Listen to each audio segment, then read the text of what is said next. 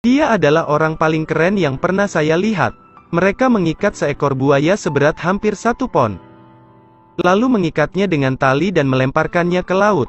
Hanya perlu menunggu dengan tidak butuh waktu lama untuk mendapatkan tarikan. Dia terkejut melihat tarikannya bergerak cepat di atas air.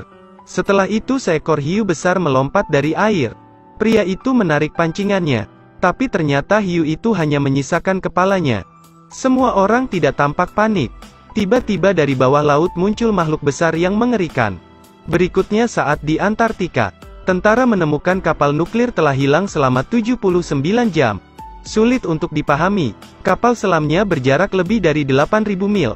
Meskipun energi partikel aktif, kapal selam tidak bisa melakukan perjalanan sejauh itu. Tak lama lagi sepertinya rahasianya akan terungkap.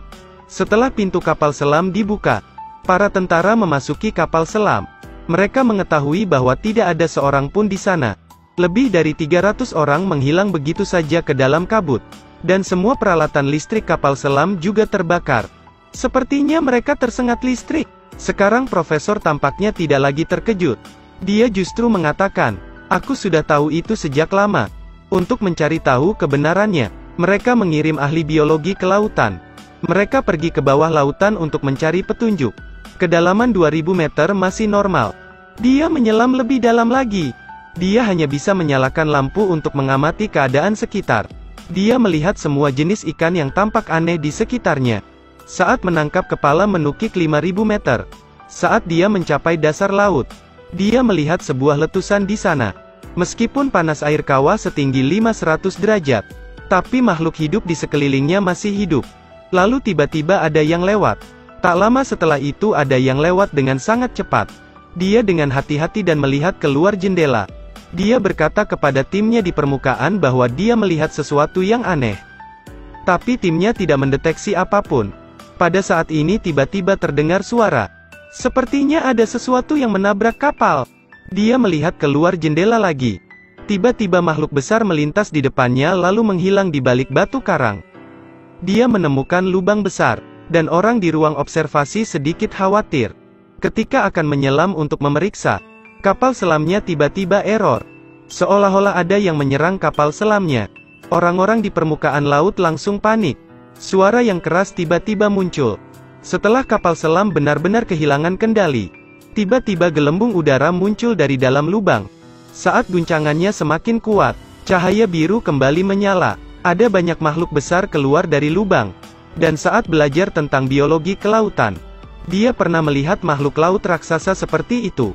Setelah makhluk raksasa menghilang, keadaan kembali normal. Di sisi lain di pangkalan militer, profesor melihat bekas di kapal selam nuklir yang rusak. Ini jejak gigitannya. Dua anak laki-laki ini menaruh telur aneh di akuarium. Tapi yang tidak mereka ketahui adalah hal ini akan membawa bencana bagi umat manusia. Baru 2 malam yang lalu, Mike dan teman-temannya sedang berselancar di laut. Tiba-tiba dia mendengar suara aneh dari kejauhan. Dia melihat makhluk mirip kadal tergeletak di atas pelampung. Ketika dia melihat lebih dekat, ada makhluk seperti kadal yang menyelam ke laut. Pada saat ini Mike dengan cemas berenang ke arah papan seluncurnya. Tanpa diduga makhluk itu muncul di belakang Mike. Mike segera berenang ke daratan. Tapi dengan cepat dia dihadang. Pada saat ini Mike sangat ketakutan. Beruntung dia masih selamat. Setibanya di rumah dia mencari tahu tentang makhluk itu di internet. Dia memberitahu teman baiknya Godan tentang apa yang terjadi tadi malam. Tapi Godan berpikir Mike berhalusinasi setelah menonton film. Setelah larut malam, Godan setuju untuk pergi dengan Mike untuk mencari tahu. Mereka mengendarai perahu kecil ke dekat mercusuar.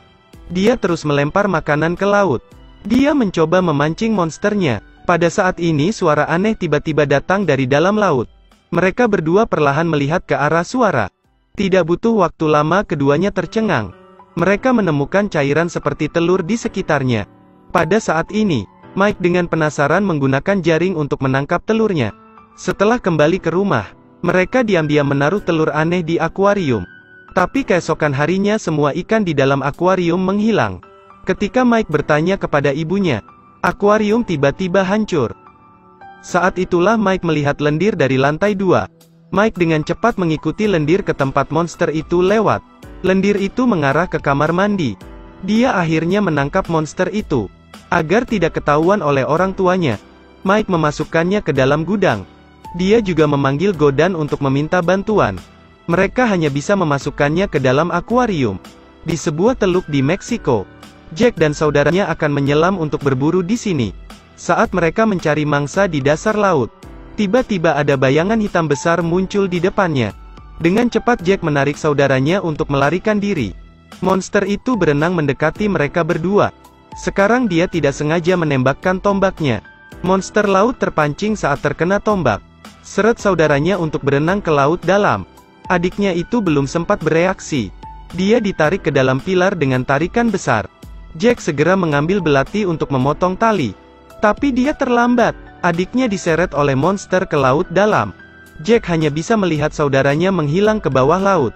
Tak lama kemudian, ada cahaya biru tiba-tiba menyala. Pada saat ini Jack juga pingsan karena kekurangan oksigen. Ketika Jack terbangun, dia terbaring di rumah sakit. Sang istri memberitahu Jack bahwa tim penyelamat masih belum menemukan adiknya. Tentu saja Jack menyalahkan dirinya sendiri. Saat interogasi, profesor mengatakan bahwa monster itu harus dirahasiakan. Ketahuilah bahwa ini tidak mudah. Tak lama kemudian ada berita yang melaporkan bahwa seekor paus telah ditemukan di pantai. Tapi melihat bekas luka di tubuhnya, pasti makhluk ini sangat besar. Pada saat yang sama Jack juga melihat berita ini. Ia yakin bahwa makhluk ini adalah makhluk sudah menyerang saudaranya.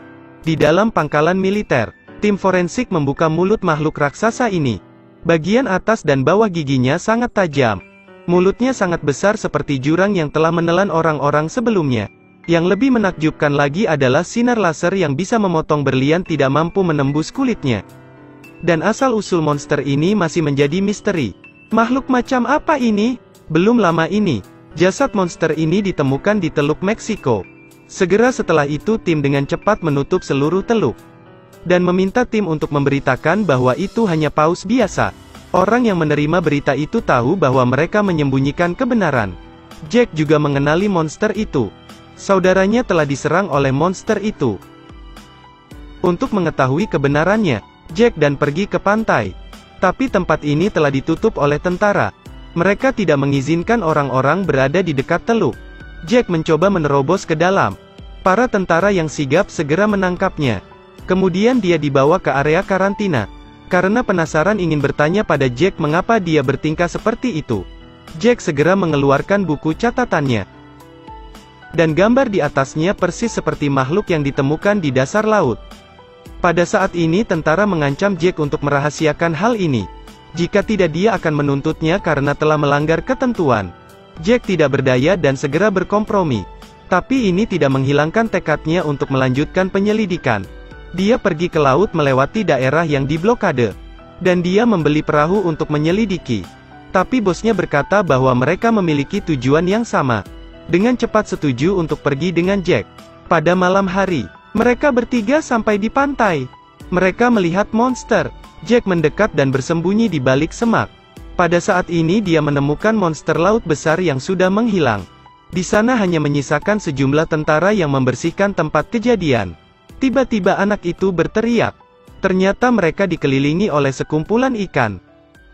Setelah kembali ke hotel, dia memotong perut ikan yang memiliki parasit. Mereka membawa sampel parasit pada tubuh ikan yang menyerap nutrisi. Mengingat bahwa jika mereka dapat menganalisis apa yang ada di perut ikan, dengan begitu mereka akan tahu apa yang disembunyikan tentara. Apa itu? Para peneliti menggunakan mesin foto untuk interior. Ini berasal dari monster itu. Saat kamera maju ke dalam cacing, mereka menemukan bahwa monster itu memiliki banyak cacing di mulutnya. Sepanjang saluran pencernaannya, Profesor yakin monster laut ini adalah mamalia. Sinar laser terus-menerus memotong selama 3 jam. Kulit monster itu benar-benar keras. Profesor tiba-tiba menyadari ada yang tidak beres. Dia meminta untuk menghentikan laser. Jangan sampai sinar laser menembus kulit monster itu. Tapi timnya terlambat untuk menghentikannya. Tiba-tiba monster itu meledak. Rekannya datang untuk memeriksa. Tapi saat dia melihatnya, dia bahkan tidak mengenali wajahnya. Dokter memberitahu profesor bahwa dia terluka di wajahnya. Pipi kirinya juga membusuk. Bahkan jika dia sembuh, dia akan benar-benar cacat. Sekarang profesor tidak tahu bagaimana menghadapinya. Tiba-tiba detak jantungnya melemah. Perawat bergegas untuk memeriksa. Pada saat ini di wajahnya keluar cairan kuning. Kemudian seluruh tubuhnya juga mulai mengejang. Detak jantungnya meningkat menjadi 250. Dokter meminta profesor untuk melakukan sesuatu. Saat ini di lab dia melaporkan hasil analisis. Dokter memberitahunya, 90% DNA-nya berasal dari makhluk yang telah punah. Makhluk prasejarah itu telah punah selama hampir 100 juta tahun. Di sisi lain Mike dan Godan menyiapkan kolam untuk makhluk kecil ini. Mereka juga membersihkan gudang.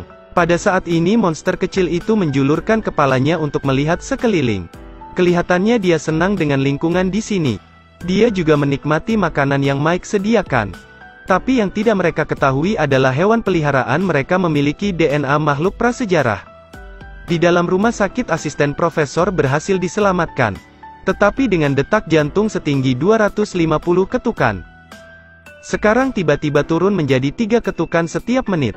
Secara fisiologis ia lebih seperti hewan yang sedang berhibernasi. Pada saat ini matanya tiba-tiba terbuka. Dia melompat dan mencabut jarum. Dia juga merobek kain kasa di atas kepalanya. Perawat mendengar alarm dan bergegas mendekat. Melihat pemandangan di depan matanya. Perawat wanita itu sangat terkejut. Wajah asisten telah pulih dengan wajah yang baik-baik saja. Cerita pun berakhir.